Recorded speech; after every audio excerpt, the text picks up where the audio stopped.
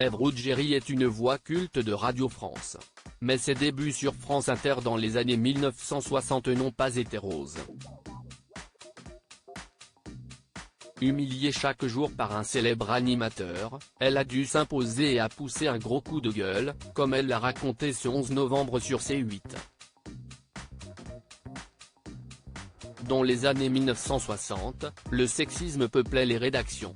Assistante à France Inter à l'époque, la future star de radio Ève Ruggieri en a fait les frais dès son arrivée. Dans son livre, intitulé Au cas où je mourrais, qu'elle a présenté dans l'émission L'Essentiel chez Labro, ce 11 novembre sur C8, elle revient sur un épisode particulièrement humiliant que lui a fait subir l'une des stars de l'antenne de l'époque. Si elle ne le nomme pas directement dans le livre, elle parie d'un certain JP. C'était ma première émission où je pouvais parler dans un micro. Il était très beau, on aurait dit un ange, blond avec des yeux bleus. Toutes les filles étaient amoureuses de lui.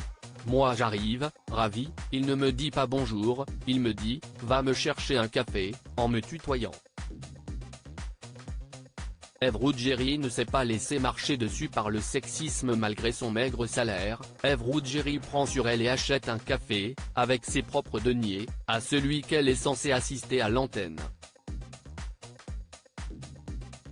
Une fois l'émission commencée, l'attitude de l'homme ne s'améliore pas. Dès que j'essayais de poser une question, parce que ça m'intéressait, il déchirait des feuilles de papier, il avait un petit carnet, et y avait marqué « tais-toi ».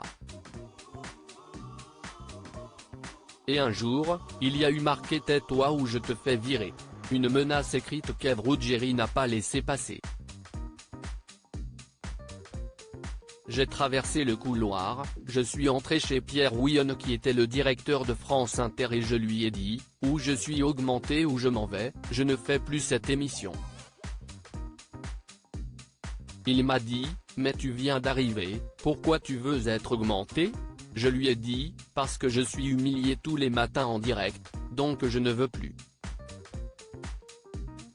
Ève Ruggieri, une productrice de talent infatigable. La réaction d'Ève Ruggieri est loin d'avoir mis un coup d'arrêt à sa carrière.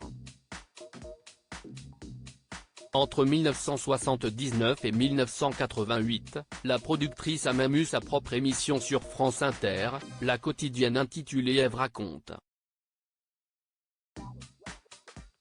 Elle y racontait la vie de personnages historiques célèbres.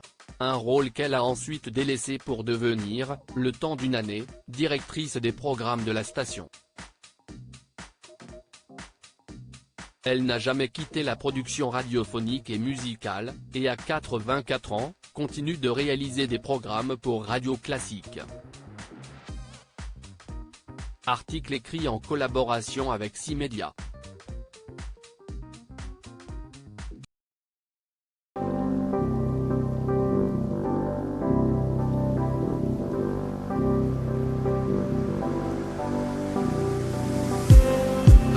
Just need